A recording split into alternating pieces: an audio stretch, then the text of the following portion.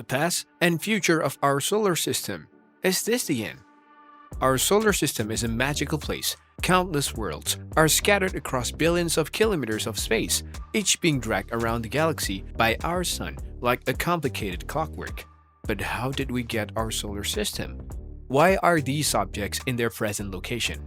In this video, we'll take a look at everything you need to know about the history of our solar system and what the future awaits. The universe was created 13.8 billion years ago by the Big Bang. Our solar system came into being much later. Around 4.6 billion years ago, it began as a massive cloud of dust and gas created by leftover supernova debris. The death of other stars gave birth to ours.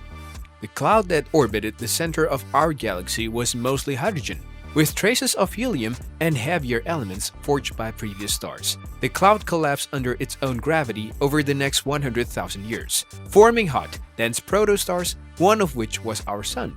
Our baby Sun continued to accumulate material for 50 million years, until temperatures and pressures in the core became so high that hydrogen began to fuse into helium. After that, there was light. Hydrogen fusion produced enormous amounts of energy which counteracted the Sun's gravity, stabilizing the young star and preventing it from accreting more material from the rotating disk of leftover debris around it. The Sun entered its most active phase, becoming a main sequence star. It is still in this stage today and will be for the next 5 billion years. The Sun separated from its stellar siblings after 500 million years and continued to orbit our galaxy's center as a lone star. While the infant Sun was still gathering material to begin fusing hydrogen, tiny dust particles in the disk around it randomly collided and stuck together, growing to objects hundreds of meters across in just a few years. This process continued for thousands of years, resulting in kilometer-sized objects large enough to attract each other gravitationally. This resulted in more collisions and accretions, resulting in the formation of moon-sized protoplanets in less than a million years.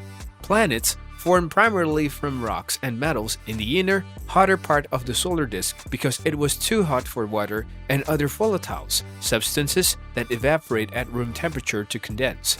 For about 100 million years, hundreds of these worlds collided and combined in the inner solar system, leaving only 4 large bodies: Mercury, Venus, Earth, and Mars. Because the percentage of rocks and metals available in the universe, and thus our solar system's starting materials, is lower than that of hydrogen, helium, and volatiles like water ice, the inner planets did not grow as large as the outer planets. The solar system became more peaceful after the late heavy bombardment. Asteroid impacts still occur, but their frequency and size have decreased dramatically. There is still cause for concern, because the following relatively large impacts occurred in the last 100 million years. An asteroid, or comet, collided with the Moon 108 million years ago, forming the 86-kilometer-wide Tycho crater visible from Earth. The dinosaurs would have been alive and well to witness this occurrence. Saturn's famous rings formed during the same geological epoch. An asteroid 5 to 15 kilometers wide collided with Earth 66 million years ago, causing global climate change. This wiped out 3/4 of all life on Earth, including the dinosaurs. The collision of comet Shoemaker Levi 9 with Jupiter in 1994 was a spectacular but sobering event witnessed by telescopes all over the world. In 2013, an asteroid exploded over the Russian city of Chelyabinsk, destroying buildings and sending over 100 people to nearby hospitals. Our planet is still vulnerable to dangerous asteroid impacts, emphasizing the importance of planetary defense. Stars, like all good things, must come to an end. All stars, including the Sun, will eventually die, and the universe will fade to black. The Sun can keep going by constantly converting hydrogen into helium. This process, known as nuclear fusion, generates enough outward pressure to counteract the Sun's relentless gravitational pull.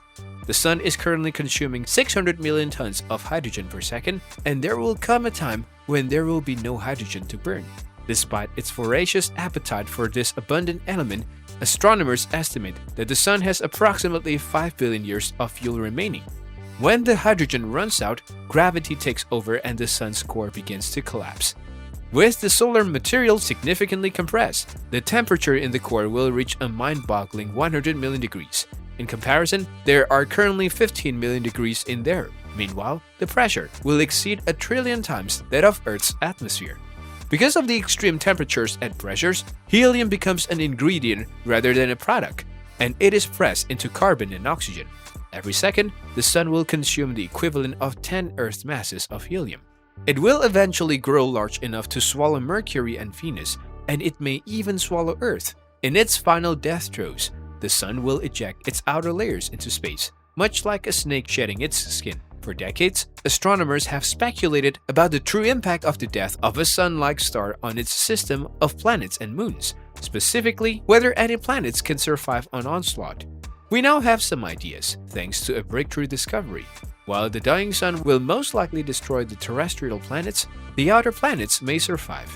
This is a novel approach to searching for alien worlds because the two most common methods rely on detecting changes in the light of the host star.